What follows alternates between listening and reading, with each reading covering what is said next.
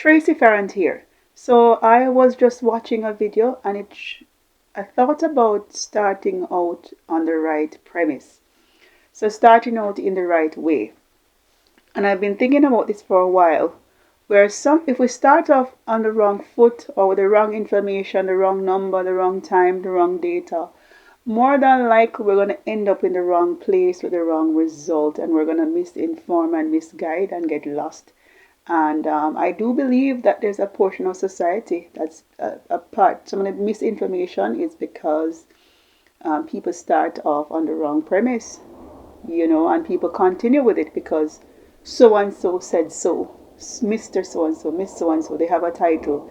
And then people don't question things as well. So I do believe that there's a portion. I don't know if it's 10%. I wouldn't say it's a large number, but I do believe there's a portion of history, there's a portion of data, there's a portion of results in organization. There's a portion of things even in religion. There's a portion of things in topics, in podcasts, where people are being misinformed. Because sometimes you have to question the foundation of what the person is saying. For example, if it is that you're supposed to get somewhere by 3 o'clock, and you thought you were supposed to get there by 5. So you were supposed to get there by 3 p.m., but you thought you were supposed to get there by 5 p.m. on said day. You're going to start off on the wrong premise because you started out with the wrong time. So you're going to end up being late. Likewise, if you start with the wrong address, you're going to end up in the wrong place. So, wrong data, whether it's financial data, medical data, if you start off with the wrong information, more than likely you end up in the wrong place. So this is important to start with the right information, to start out on the right premise.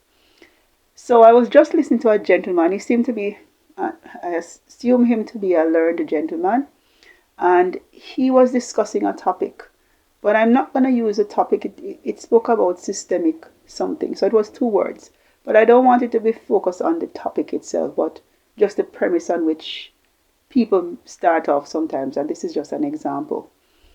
And he has his leg crossed in his suit and telling the people that this systemic thing does not exist. And he's not speaking on the basis of, there are 8 billion people in this world, with different experiences. So you can't say, this is it. You can say, oh, that's the sun. Everybody knows it's the sun. Oh, that's the rain. But in terms of personal experiences, you cannot speak definitively and conclusively when other people on the planet have different experiences. So that's one. But the most important thing is his definition. So he started off with the wrong definition, and this is supposedly a learned person. But learned for me does not necessarily mean university, because it only makes up a very small percentage of our lives. If you live until you're 90 and you go to university for 5 years, a couple hours in the day, that's a very small percentage of your life. Most of what we learn will be by experience, what we've been taught as we meet people, we read, we watch videos, we experiment, we gain experiences, and so on. That's where most of our knowledge comes from. Well, let me assume that he's formally educated. And he's speaking definitively. And he says systemic something, and then he says it does not exist. And he's telling these little minds around him that it does not exist because there is no law in place. So think of it. What do you see is the problem? This systemic thing does not exist because there is no law. Think of the word definition. What's the definition of a system or systemic? It does not equal law. It does not equal policy. So for him to define a system as a law is just wrong. For him to define a system as policy is just wrong. Because system does not equal law. Policy does not equal system. So he has started off with the wrong premise.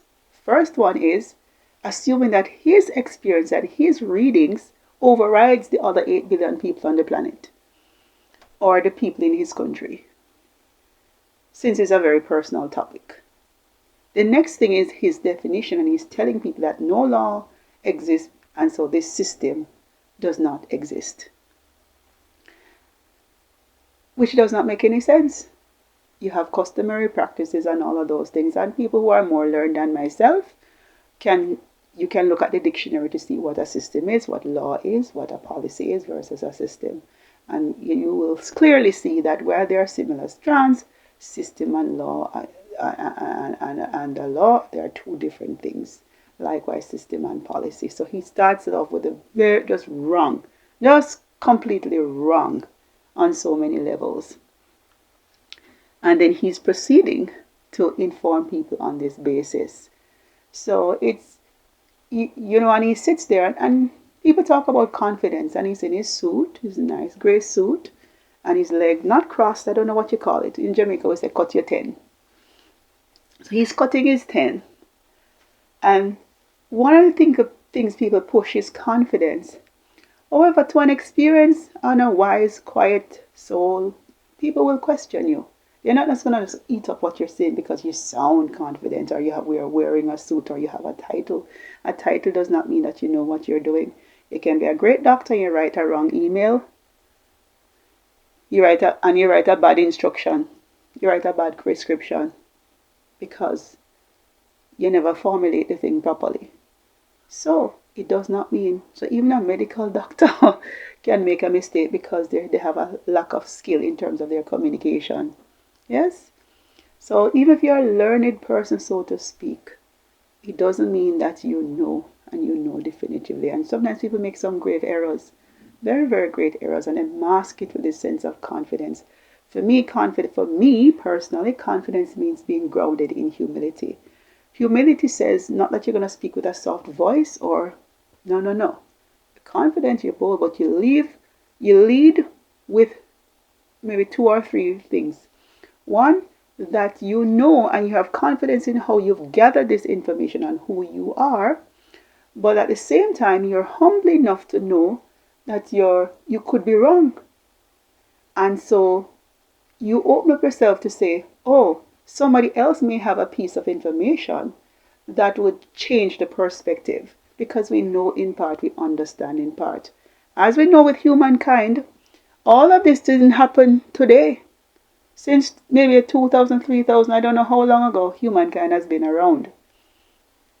All of that started with somebody knocking 2 stones together and getting fire. Or maybe the sun was burning and the dry brush and it just created a fire. Or somebody heat went to the soil and it turned the bauxite or whatever into metal.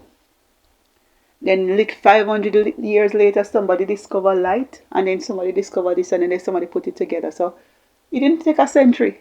It took 2,000-3,000 years, if not longer, for people to gather together. So in the future, the same way, what people have today, 100 years, 200 years, somebody will add something to it, to what we already know, because we know in part, we understand in part. So we don't know everything, especially when it comes down to personal experiences and not a fact, like that is the sun, that is the rain.